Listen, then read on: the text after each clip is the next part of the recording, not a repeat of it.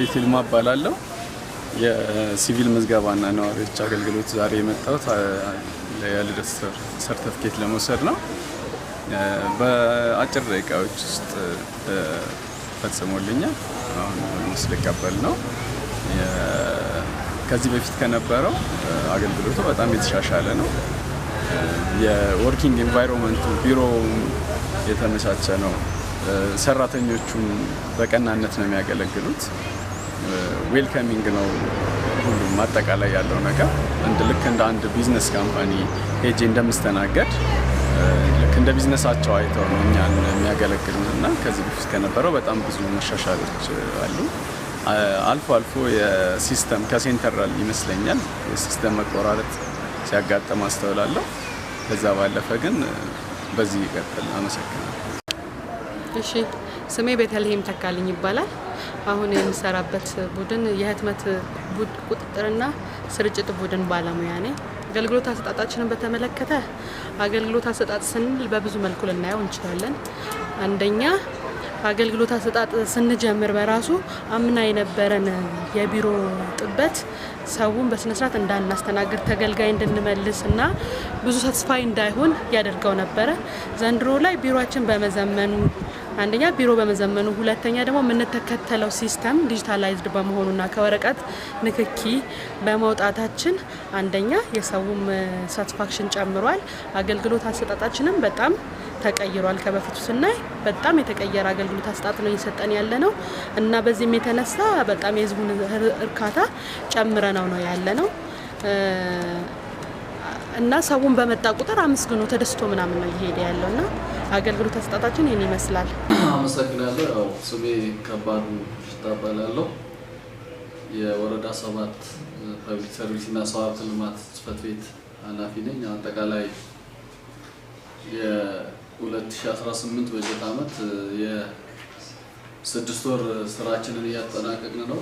ስለዚህ በዚህ 6 ወር ውስጥ አጠቃላይ አገልግሎት አሰጣጡ ምን ይመስላል የሚለውን ስናይ ከጊዜ ወደ ጊዜ ያው ማሻሻሎች አሉ።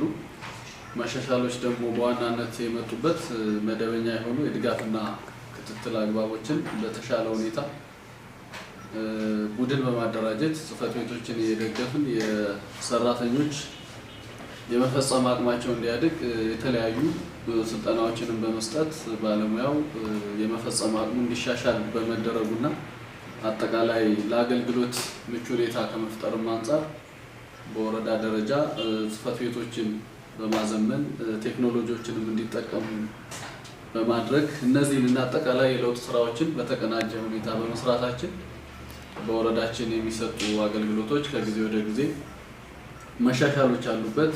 ተገልጋዮችም በዚህ ደረጃ የአገልግሎት ፈልገው ሲመጡ በየጽሕፈት ቤቱ ማሟላት ያለባቸውን መስፈርቶች በአጠገባቸው በማግኘት በዛ ደረጃ ፈጣንና ቀልጣፋ የሆነ አገልግሎት እየሰጠን እንገኛለን። ይህንን ሮብና ዓርብ በተለየ ሁኔታ ክትትል በማድረግ ተገልጋዮችም አገልግሎቶች ምን ይመስላሉ በሚለው በየጽሕፈት ቤቱ ባደረግናቸው ክትትሎች የተሻሉ አገልግሎቶች ሁሉም ጽሕፈት ቤቶች ላይ እየተሰጡ እንዳሉ ያው ምስክርነታቸውን የሰጡበት ሁኔታ አለ። አጠቃላይ የተገልጋይ እርካታን ደግሞ ሳይንሳዊ በሆነ መንገድ በቀጣይ መጠይቆችን አዘጋጅተን የተገልጋይ እርካታ ምን ይመስላል የሚለው በጥናት እንደምናረጋግጥ እንዳለ ሆኖ አሁን ላይ በወሰድናቸው መረጃዎች ግን የተሻሉ አገልግሎቶች እየተሰጡ እንዳለ ማረጋገጥ የቻልንበት ሁኔታ አለ ለማለት ነው። እኛ አሁን እንደ ወረዳችን ማለት ነው ብዙ ነገር ነው ሁሉም ነገር እየተስተካከለ ያለው። በቃ በፊት የተጓደለ ነገር ነበረ። አሁን ግን በጣም ተሻሽሎ ሁሉም ነገር ወሳኝ ኩነትም ቢሆን ለውጥ አለው። የእንትን አሰጣጡ ላይም የአገልግሎት አሰጣጡ ላይም በጣም ለውጥ አለው።